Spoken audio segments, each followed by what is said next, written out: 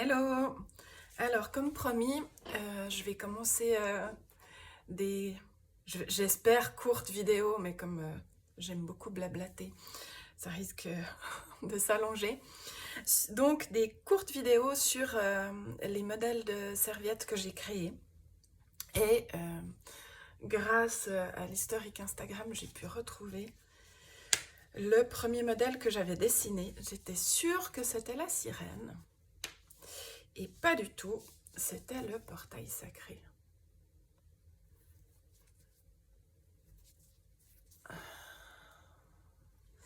Et elle existe en 2 tailles, toujours avec les petites pressions qui ont des couleurs ou des formes particulières. Et le portail sacré,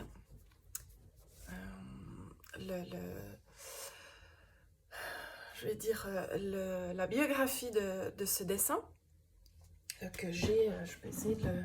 C'est là qu'on voit que je suis pas, comment dire, je suis pas tout à fait prête. C'était pas un truc préparé, c'est spontané. Ce matin, je me suis réveillée super tôt, puis j'ai beaucoup d'énergie. Et il faut que j'en fasse quelque chose, n'est-ce pas? Voilà, ça c'est l'aquarelle.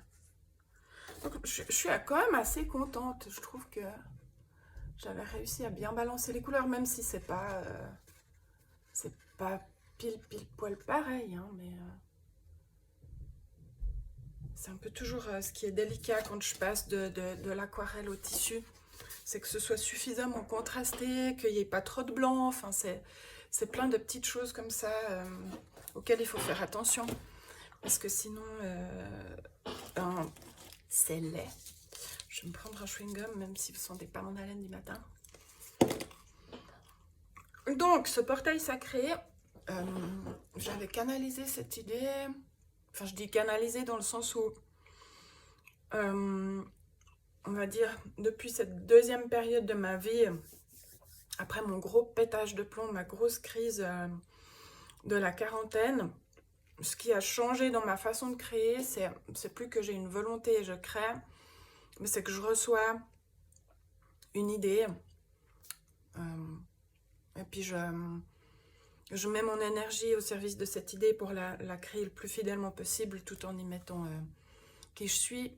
Et ça a pour conséquence que je juge beaucoup moins mon travail, donc je perds beaucoup moins d'énergie. Et puis que je suis simplement dans la joie de créer. Et le portail sacré, alors il y a un jeu de mots, hein, bon, le portail c'est la porte, on voit que c'est une vulve stylisée, et puis sacré, il y a le fait que ce soit quelque chose de sacré et que cela crée. Pour moi, la vulve et toutes les parties génitales des personnes à vulve et toute la zone énergétique, si tout à coup tu es quelqu'un qui a dû expérimenter une ablation de l'utérus ou quoi, toute cette zone énergétique, moi je la vois vraiment comme un chaudron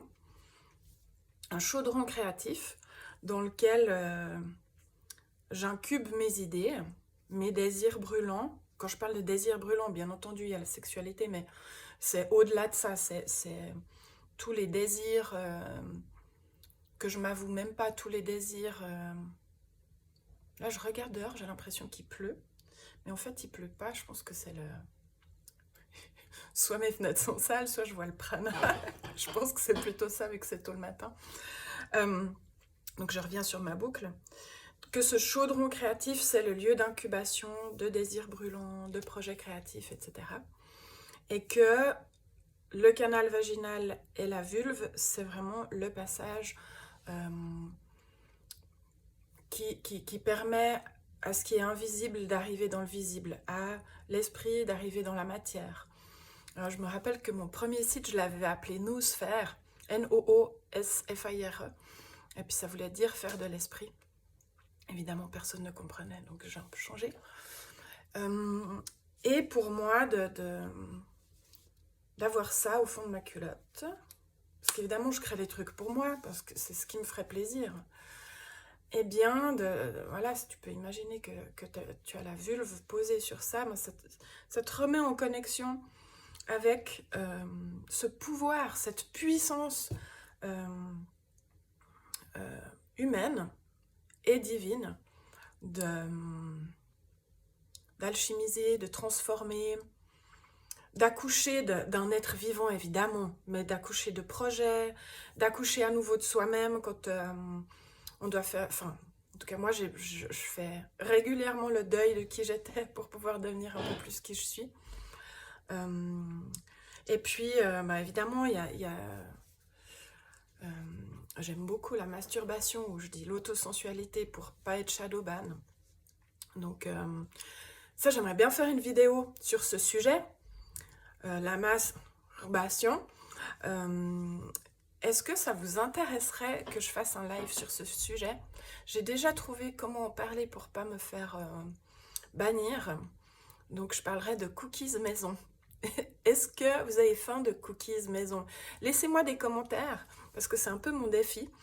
Là, je suis en train de suivre un cours, enfin une masterclass, pour oser me rendre visible et rendre visible l'une davantage, avec une nana qui est, comment dire, je sais pas, elle est dans la stratosphère, elle se marre tout le temps, elle nous met au défi, enfin, puis après elle a encore plein de gens qui bossent avec elle, et puis c'est très très énergétisant. Et je me suis engagée à faire un live sur le sujet de la masturbation.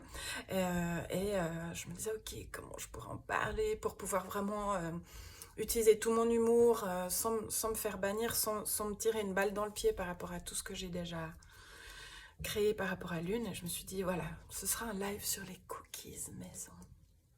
Est-ce que ça vous dit? Et puis laissez-moi des commentaires sur ça et sur ce modèle. Qu'est-ce que vous en pensez? Et ces prochains jours, soyez attentifs, je vais faire une offre avec un gros rabais de 25%, ce que je fais jamais, je prends un risque, je saute dans le vide, sur tous les modèles de serviettes. Je vous mettrai une annonce de quand ça arrive, mais attachez-vous à vos slips. Ciao, ciao!